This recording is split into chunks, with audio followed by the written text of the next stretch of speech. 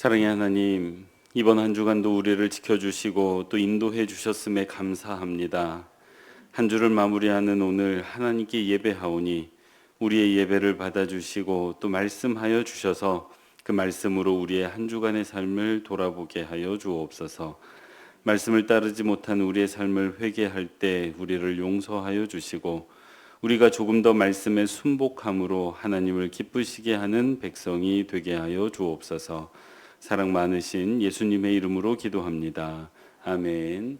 찬송가 276장 함께 찬양하시겠습니다.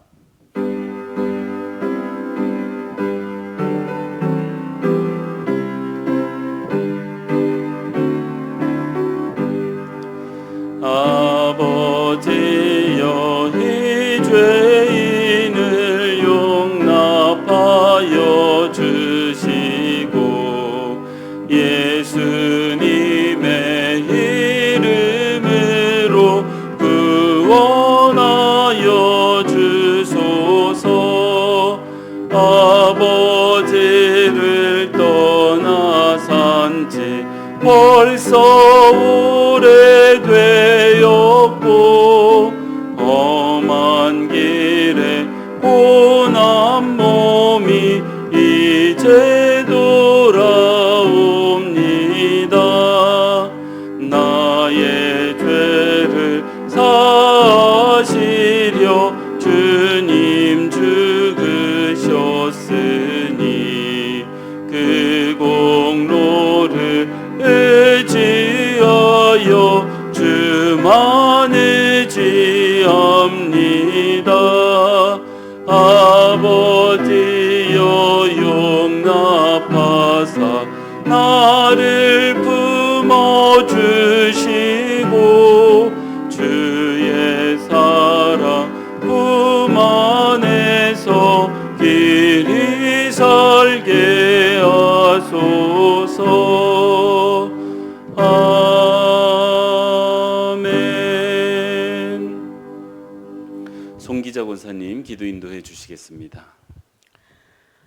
우리가 곁길로 갈지라도 우리의 손을 끝까지 놓지 않고 붙들어 주시며 사랑하시는 살아계신 하나님, 오늘도 기도의 자리에 있게 하심을 감사합니다. 아멘. 미련하고 우매한 인생은 현실에 감사치 못하고 원망과 불평 속에 살아가고 있음을 고백합니다. 아버지. 주님 용서하여 주옵소서. 아멘. 장마철을 맞아 집중호우로 곳곳에 피해가 속출하고 있는데 우리 성도들 큰 피해 입지 않고 무사히 장마가 지나가게 하옵소서. 아멘. 교회를 사랑하시는 하나님, 7월을 맞아 교육부서의 학예 수련회와 각 기관별로 많은 사역이 진행 중에 있고 또 준비하며 기도하고 있습니다. 아멘.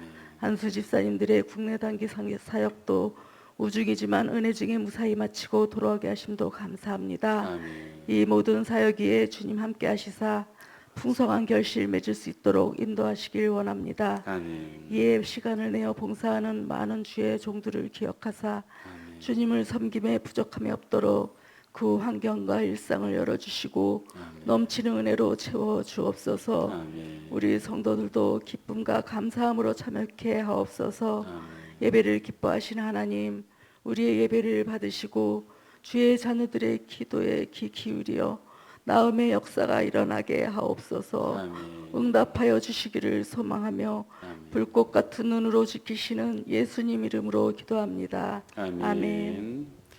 오늘 함께 살필 하나님의 말씀은 예레미야 34장 8절에서 22절의 말씀입니다. 한 절씩 교독하시고 마지막 절은 합독하겠습니다. 시드기야 왕이 예루살렘에 있는 모든 백성과 한 가지로 하나님 앞에서 계약을 맺고 자유를 선포한 후에 여호와께로부터 말씀이 예레미야에게 임하니라. 그 계약은 사람마다 각기 히브리 남녀 노비를 놓아 자유롭게 하고 그의 동족 유다인을 종으로 삼지 못하게 한 것이라. 이 계약에 가담한 고관들과 모든 백성이 각기 노비를 자유롭게 하고 다시는 종을 삼지 말라 함을 듣고 순복하여 놓았더니 후에 그들의 뜻이 변하여 자유를 주었던 노비를 끌어다가 복종시켜 다시 노비로 삼았더라. 그러므로 여호와의 말씀이 여호와께로부터 예레미야에게 임하니라. 이르시되 이스라엘 하나님 여호와께서 이와 같이 말씀하시니라. 내가 너희 선조를 애굽 땅 종의 집에서 인도하여 낼 때에 그들과 언약을 맺으며 이르기를 너희 형제 히브리 사람이 내게 팔려왔거든. 너희는 7년 되는 해에 그를 놓아줄 것이니라. 그가 6년 동안 너를 섬겼은즉 그를 놓아 자유롭게 할지니라 하였으나 너희 선조가 내게 순종하지 아니하며 귀를 기울이지도 아니하였느니라.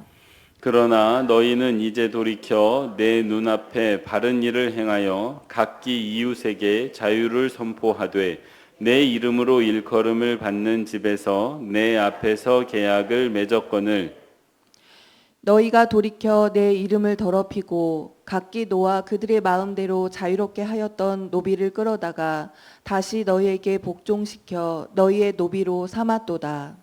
그러므로 여호와께서 이와 같이 말씀하시니라.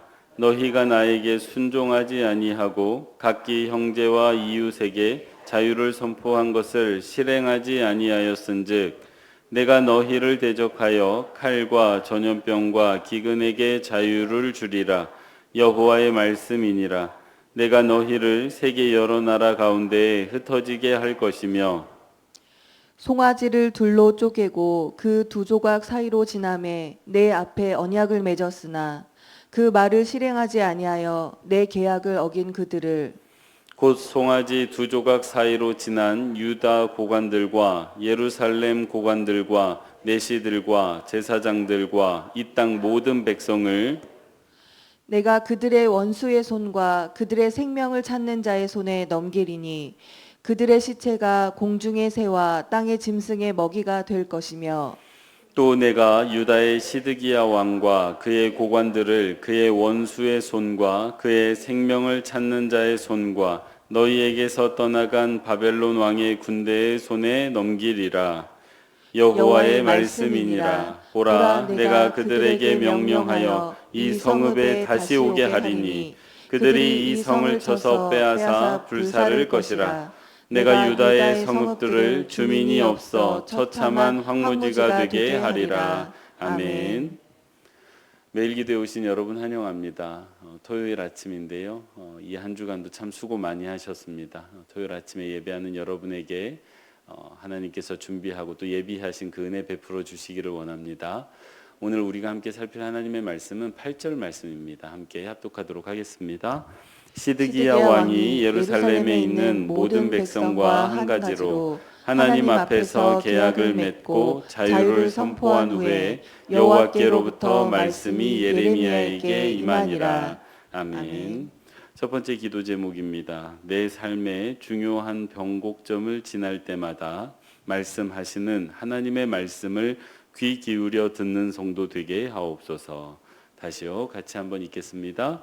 내 삶의 중요한 변곡점을 지날 때마다 말씀하시는 하나님의 말씀을 귀 기울여 듣는 성도 되게 하옵소서. 아멘.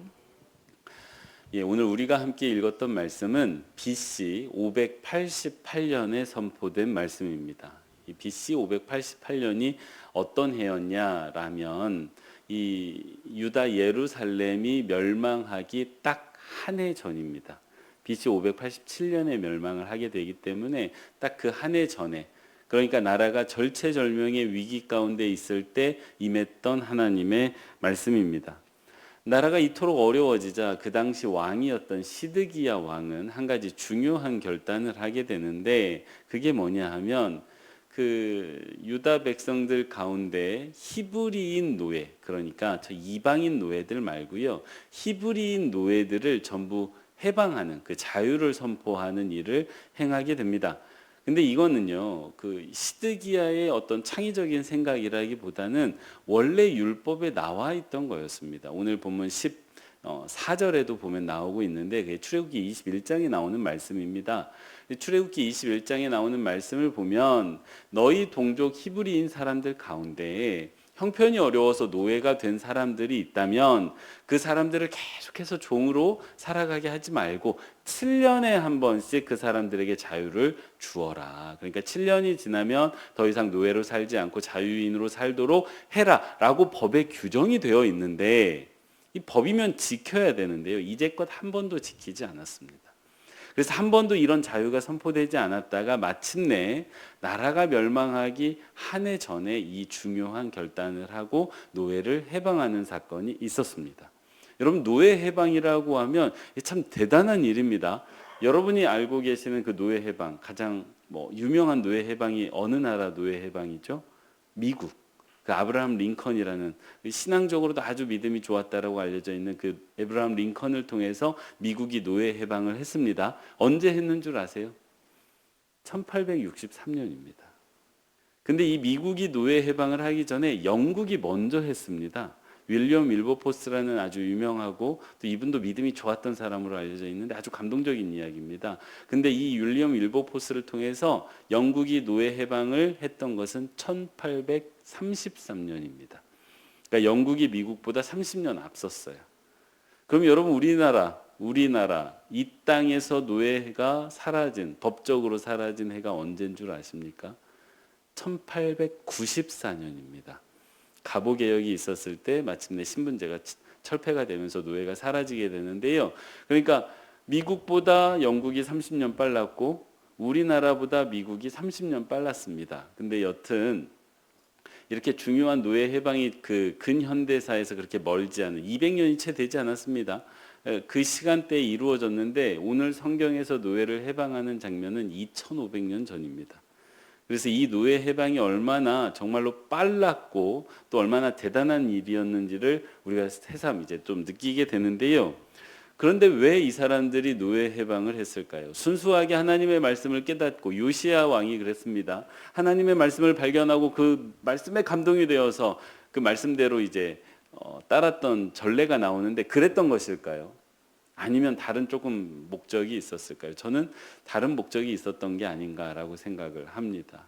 왜냐하면 이 나라가 이제 바벨론 군대에 포로당해서 그 바벨론 군대를 대항해서 이제 싸워야 되는데, 이 노예를 해방함으로 말미암아 이 노예들이 자유인의 신분이 되고 자유인의 신분으로 조금 더 적극적으로 이 싸움에 동참해 주기를 바라는 정치적 의도가 있지 않았을까라고 생각해 봅니다.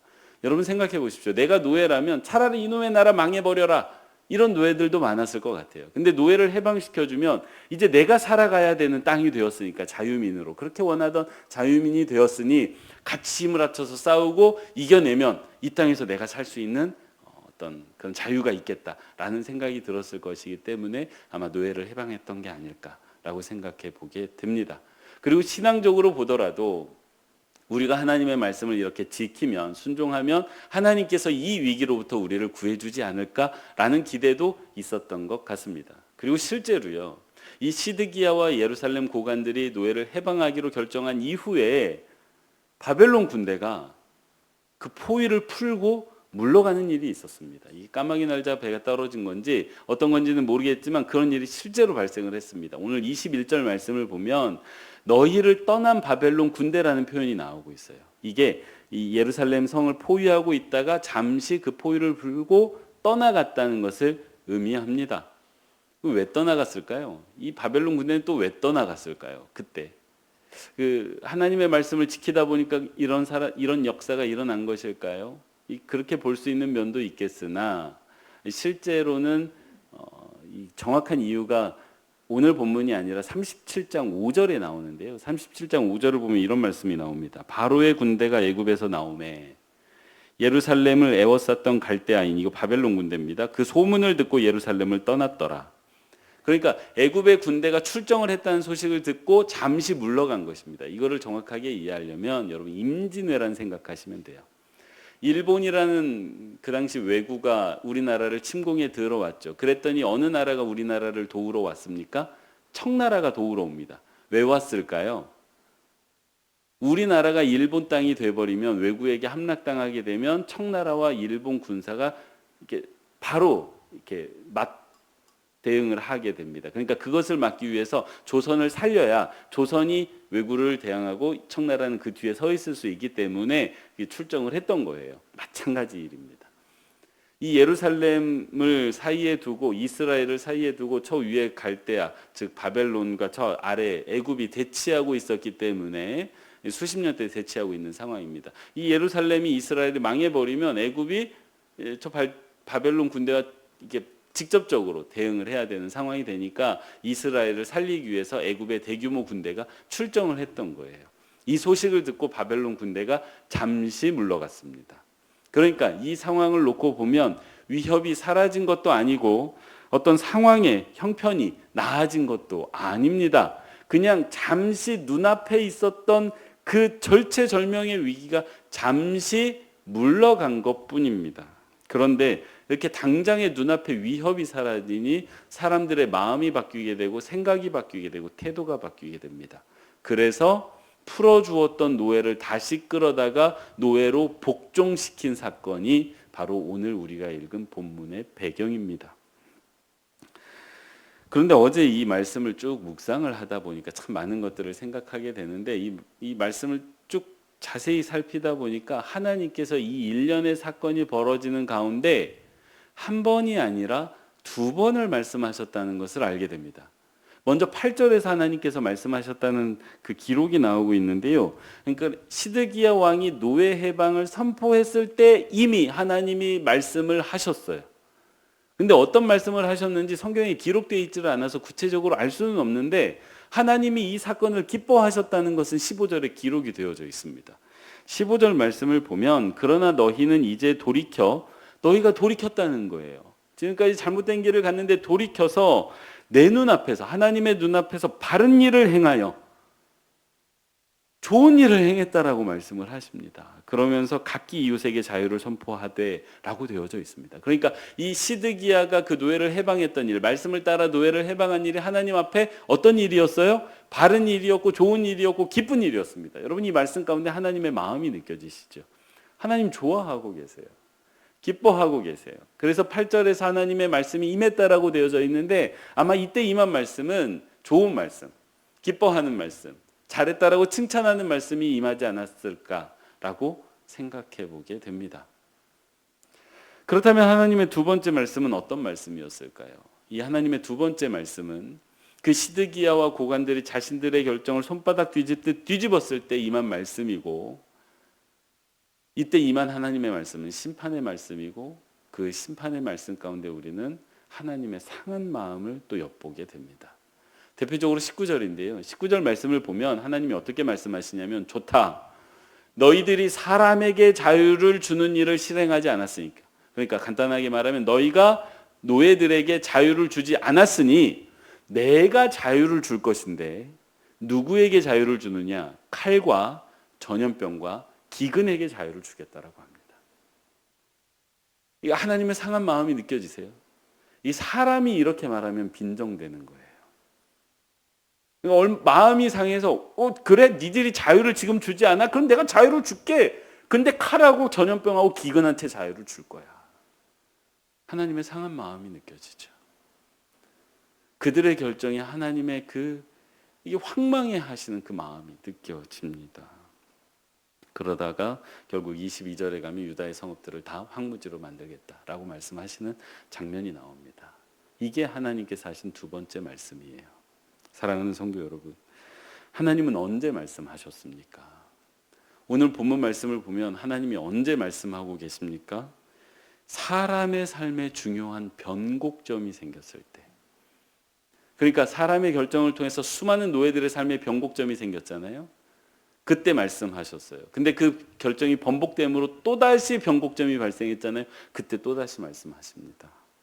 이를 통해서 우리는 하나님께서 사람의 삶에 참 깊은 관심을 가지고 계시고 그 우리의 삶 가운데 중요한 사건이 발생할 때마다 하나님께서 말씀하고 계시다는 것을 깨닫게 됩니다.